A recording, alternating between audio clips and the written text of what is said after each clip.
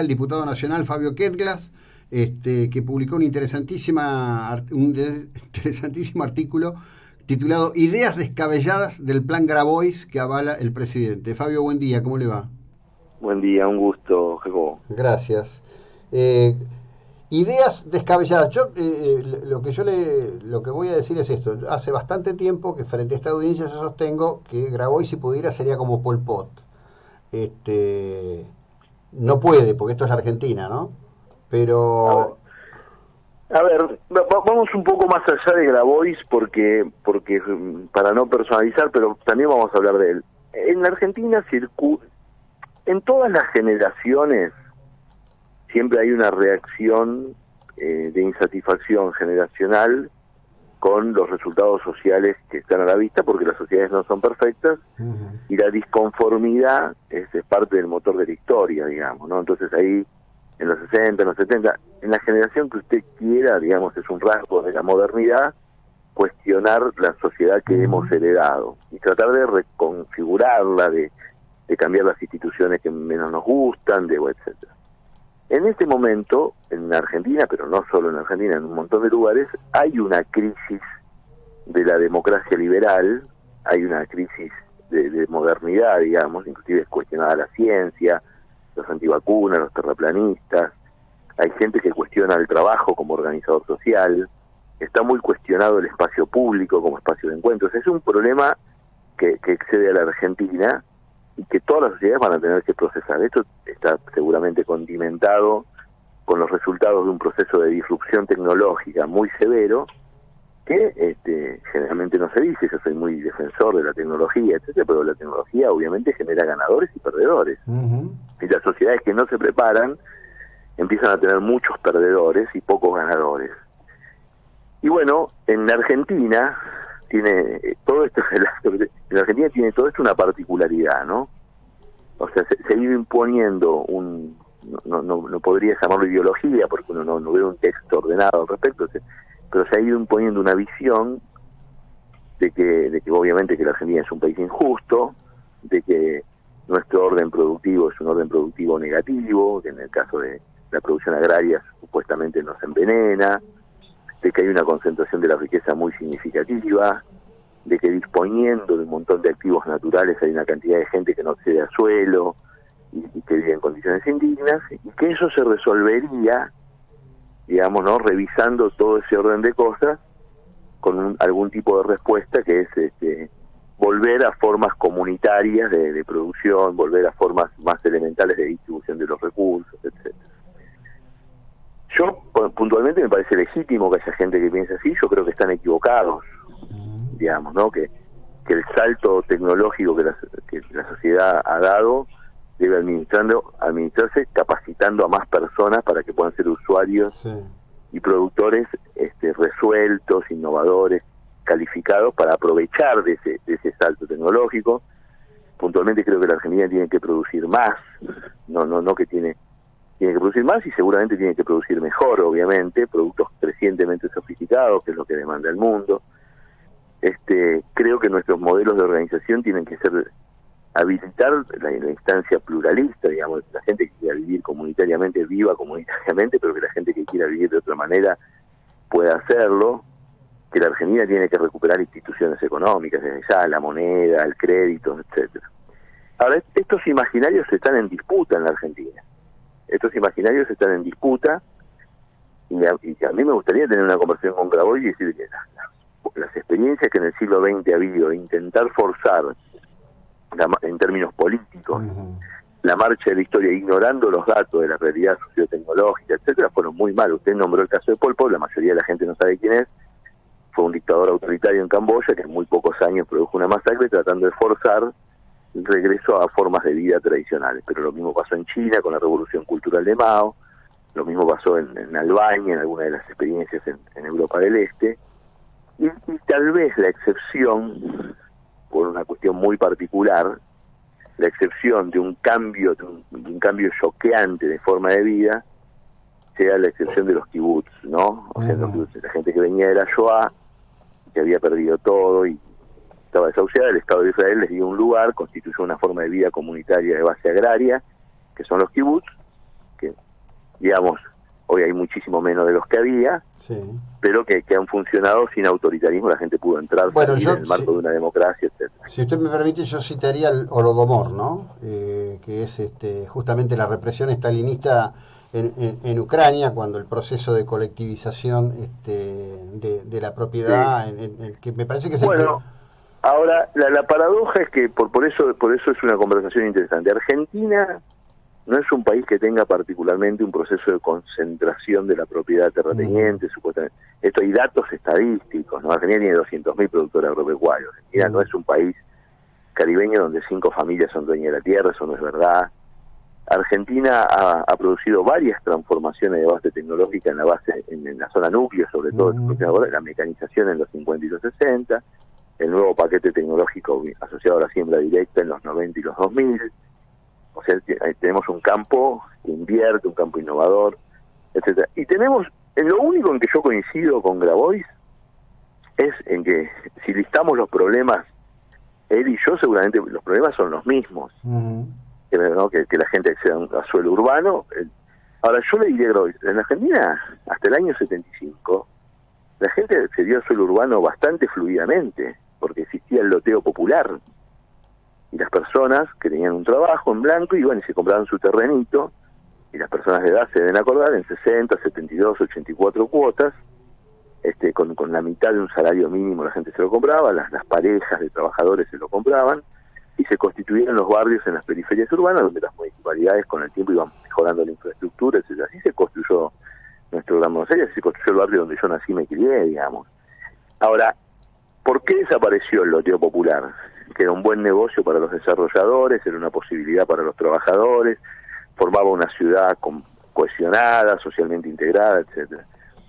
Porque tuvimos la primera hiperinflación que se llamó Rodrigazo. Entonces los desarrolladores inmobiliarios se vieron imposibilitados de vender un bien, que es un bien de valor, un terreno urbano, con servicios, con título, etcétera, en 60 cuotas.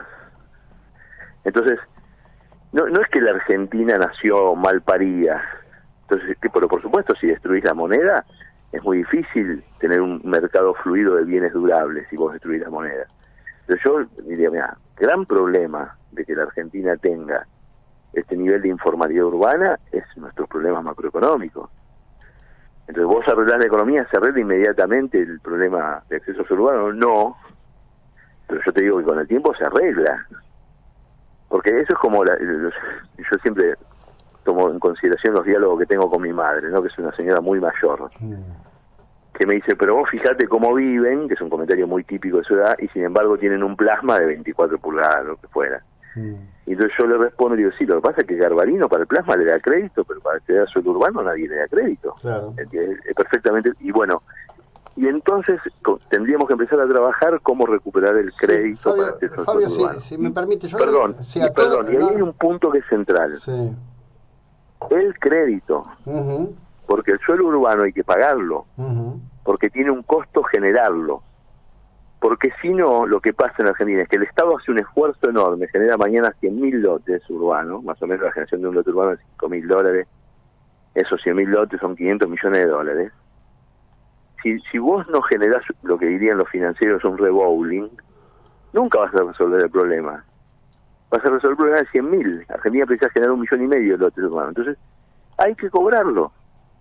Entonces, acá se confundió durante muchos años el tema de tener derechos con la gratuidad.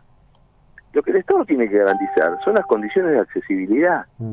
Porque si no llegamos hasta donde llegamos ahora, que tenemos 2 millones de compatriotas viviendo en villas y asentamientos. Sí, yo pondría 2 puntos y me da la impresión que es para seguirla y muy largo. 2 cosas quisiera decir. Yo me crié en una vivienda construida con el plan Eva Perón. Sí. En un barrio que en ese momento Mar del Plata era hiperperiférico, en la zona de Champañá y Alberti. Mis viejos se esforzaron mucho para construir esa casa. Y pagaron íntegramente el crédito, que probablemente fue el mejor modelo que usó el Estado, pero en los 70, y yo creo que lo que usted dice, yo le agregaría que para mí hay una fuerte incidencia ideológica en todo lo que dice Grabois y en lo que dicen otros. Sí, por supuesto. ¿No? Yo traté de limpiar eso para ir a la discusión de políticas públicas, pero no hay ninguna duda de que lo que se contrapone son 2 visiones. Mi visión Yo entiendo que es una visión pluralista, que es una visión centrada en la movilidad social, no en el control social. En cambio, la visión comunitarista de Grabois está centrada en el control social. Claro, bueno. Parte de ese control social tuvo que ver con el modelo que se impuso en los 70 de construcción de viviendas en propiedad horizontal, en un estilo muy soviético, y que se continuó durante todos estos años. Se sigue insistiendo en construir grandes conglomerados hechos por el Estado mano en llave, con la gente en ausencia absoluta de participación en la construcción de las unidades. Bueno, eso que es muy bueno. Hay una avenida en Berlín, que es avenida que ya no sé si le cambiaron o no el nombre, del lado del este se llama Karl Marx, que es una larga avenida donde se hacían los desfiles, y debe tener no sé, pero una buena cantidad de kilómetros, 3, 4, 5 kilómetros, de un bloque al lado del otro, ¿no? Y no sé, es desolador caminar porque bueno, porque encima, porque al menos el estalinismo te daba los metros cuadrados que precisaba y no había villa ni asentamiento, no era un poquito de estalinismo, era estalinismo en cantidades industriales, digamos. No, esa es una discusión urbana, está bastante, es bastante pacífico en el debate urbano, de que es mucho mejor de que la gente le ponga su impronta a su vivienda, que no sea que cada vivienda tenga el carácter de tu condición personal, porque las familias son distintas, las preferencias son distintas, las personas son distintas, y por supuesto que esa reproducción masiva puede resolver algún problema crítico, pero no es lo ideal. Eso es así, pero lo peor del sistema que a partir del FONAVI, en el año 72, de la creación del FONAVI, se empezó a imponer en Argentina, no es eso. Lo peor es que no hay ninguno de los institutos provinciales de vivienda que tenga una tasa de recupero razonable, que permita que en 15 años vos tengas resuelto el problema de vivienda. Esa ley es del año 72, o sea, lleva 48 años, va a cumplir 50 años dentro de 2 años. La ley de creación del FONAVI arrancó con la Argentina un déficit de vivienda del orden del 1.000.000, y ahora y a los 50 años va a ser un déficit de 3 millones. O sea, es una norma. Siempre nos quejamos de que no hay continuidad de las políticas de Estado. Esa es una política de Estado que tuvo una continuidad fenomenal y que demostró que es un error. Y quizás la salida, como tantos países lo hicieron, no es que el Estado de vivienda, es que para ciertos sectores y a ciertas condiciones le subsidie el crédito hipotecario, le facilite el acceso, etcétera. Y entonces toda esa plata, en vez de darte una vivienda, te permito que vos te pagues la tuya, que si te tocaba pagar 100 de cuota vas a pagar 80, porque entiendo que te apalanco, porque la vivienda es un paquete de derechos o lo que fuera. Ahora, vos para hacer eso precisás tener una macroeconomía estable. Sí, sin duda. Entonces porque hagamos la comparación. Nosotros tenemos más o menos el 10-12% de la población en situaciones de distintos niveles de informalidad urbana. Acá al lado, Chile tiene el 3 o el 4 en informalidad urbana. Y no es ningún milagro, es simplemente que ya lleva muchos años, lleva 3 o 4 décadas, acceso al crédito hipotecario. Ahí me puede decir, bueno, todos los chilenos están endeudados, sí, pero ¿sabes lo que significa que la gente tenga agua potable, cloaca, en términos sanitarios, lo que significa en términos de que haya herencia, de que los hijos puedan recibir un capital de los padres? Nosotros, con la informalidad urbana, condenamos al círculo vicioso de la pobreza, porque no generamos herencia. Entonces, hay una discusión. Yo quiero escapar de la discusión ideológica, pero indudablemente hay una discusión ideológica. No, pero perdón, me gustaría volver en unos días sobre esto. Yo creo que si no citamos la cuestión ideológica no se entiende el contexto y se pierde el texto, por no entender el contexto, me parece a mí. Y lo segundo que quiero decir es que los institutos provinciales de vivienda son una caja de latrocinio fenomenal, por eso no solucionan el problema de la vivienda. Terrible, y voy a completar, terrible. Y como diría un amigo mío, y el tongo se completa porque al hacer grandes unidades, no es que el arquitecto de pueblo hace 22 viviendas, el otro pueblo 31, el otro. Al hacer grandes, son las grandes contratistas y los grandes proveedores de materiales. Póngale el nombre que quiera, en Argentina todos nos conocemos. Así es. Fabio, gracias, muy amable, buena jornada. Un gusto. Bueno, el diputado nacional Fabio Kettler.